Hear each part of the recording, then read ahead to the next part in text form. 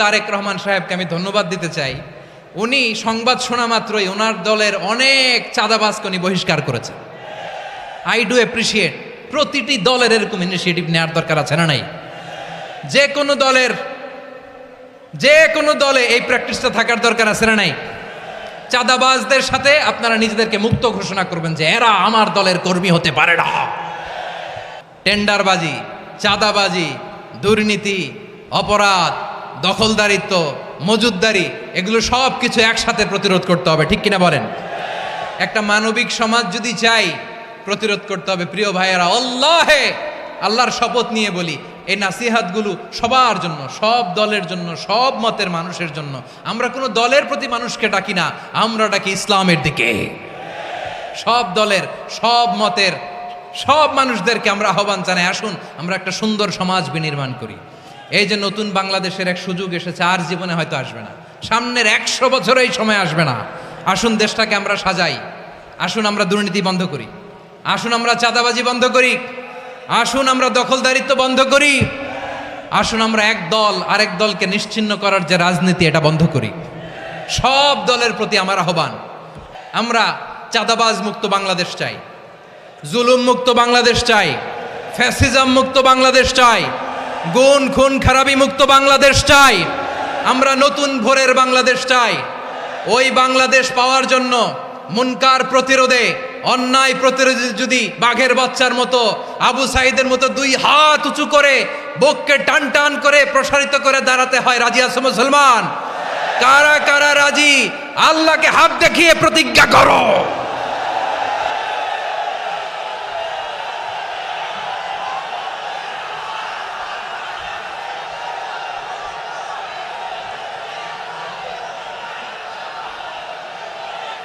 আমার প্রিয় ভাইয়েরা, বসুন বসুন আমার ভাইয়েরা। ওদের যেই হাত দিয়ে টেন্ডারবাজি করে, চাঁদাবাজি করে, ইফটিজিং করে, দখলবাজি করে, যেই হাত দিয়ে, ওই মুনকার থামায় দেওয়ার জন্য আল্লাহর দে আমাদেরও 2টি হাত আছে না নাই? আমাদেরও হাত আছে, থামাইতে হবে, থামাইতে হবে, হিম্মত করতে হবে। আমার প্রিয় ভাইয়েরা, না থামালে আমরাই ডুববো শেষমেশ। আমাদের বাঁচার জন্য হলেও থামাইতে হবে। রব্বুল আলামিন বলেন, ওয়াত্তাকু ফিতনাতাল লা তুসিবান্নাল্লাযীনা যালামু মিনকুম খাসসা। ও আমার গোলামেরা, ওই আযাবকে ভয় করো যে আযাব যখন আমি জমিনের বুকে পাঠাই, শুধু জালেমদেরকেই মারি না, আলেমদেরকেও মারি। আযাব যখন আসে তখন শুধু জালিমই মরে না, আলেমও মরে। জানেন, মুসা আলাইহিস সালামের পায়ে একবার একটা লাল পোকা কামড় দিয়েছে, লাল পিঁপড়া। লাল পিঁপড়া কামড় দিলে খুব আরাম লাগে না? কি লাগে? হ্যাঁ, জলে না? লাল একটা পিঁপড়া কামড় দিছে, তো উনি রেগে মেগে পাশি দেখে লাল পিঁপড়ার বাসা, পা দিয়ে ডলে মুছে সবগুলো পিঁপড়া মেরে ফেলছে। এই ঘটনাটা আল্লাহ ঘটিয়েছেন এজন্য। মুসা আলাইহিস সালাম ছিলেন কালিমুল্লাহ, সরাসরি আল্লাহর সাথে কথা বলতেন। তিনি আল্লাহকে জিজ্ঞেস করেছিলেন, আল্লাহ তুমি যখন কোনো জনপদে আযাব পাঠাও, শাস্তি দাও, ওখানকার শুধু জালেমরাই তো মরে না, ভালো মানুষগুলাও মরে, তো আযাব দিবা মুশরিকদের উপর দিবা, অবাধ্যদের উপর দিবা, ভালো মানুষগুলারে মারো কেন? আল্লাহ বললেন, মুসা তোমার যে কামড় দিছিল পায়ের মধ্যে পিঁপড়া, কয়টা পিঁপড়া? জোরে বলেন। একটা পিঁপড়া, তো সবগুলারে মারলা কেন? রেগে মেগে পুরো পিঁপড়ার বাসা ভেঙে ম্যাসাকার করলা কেন?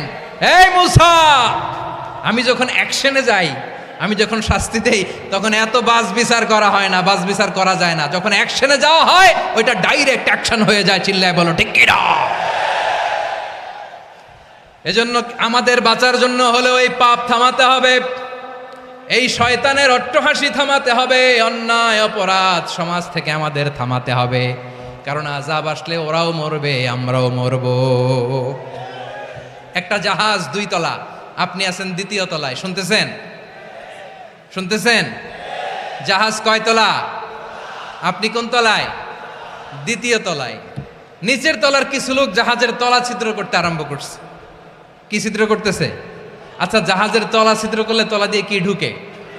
এখন আপনি যদি বলেন আমার কি, আমি তো 2 তলায়, আমার কি, আমি তো সেফ, আমি ইন দ্য সেফ জোন, আমি তো ভালো আছি, আমি তো ভালো আছি। ওরা ছিদ্র করে ওরা মরবে, আসলে কি শুধু ওরা মরবে নাকি তলা ফুটো হলে ভিতরে পানি ঢুকলে আপনারও সলিল সমাধি হবে? তলা দিয়ে যখন পানি ঢুকবে, জাহাজ ঢুকলে আপনিও মরবেন। এজন্য নিজে মরার আগে ওই পাগলগুলোর নিচতলায় যে থামাতে হবে, চিল্লায় বলেন ঠিক কিনা? এজন্য আল্লাহ বললেন মুনকার প্রতিরোধের দায়িত্ব সমাজের টপ টু বটম সবার। পুরো আম্মার দায়িত্ব, সরকার প্রধানের দায়িত্ব, প্রতিটি ফ্যামিলির প্রধান বাবার দায়িত্ব, বিশ্বনবী বললেন প্রতিটি সচেতন মুসলিমের দায়িত্ব। এজন্য মুনকার প্রতিরোধ করার দরকার আছে না নাই? সমাজে এই যে ইফটিজিং হয়, আপনার বোনের বয়সী একটা মেয়েকে কিছু বখাটে টিটকারি করে, এই বলে সেই বলে, নোংরা কথা বলে, রাস্তায় দেখেও আপনি পাশ দিয়ে না দেখার মতো চলে যান কেন? আপনি দাঁড়ান না কেন? আপনি দাঁড়ালেই তো থেমে যাবে, কারণ সত্যের যে শক্তি তার সামনে মিথ্যা মুখ থুবড়ে পড়ে। আপনার সামনে ও কিছুই না, নাথিং।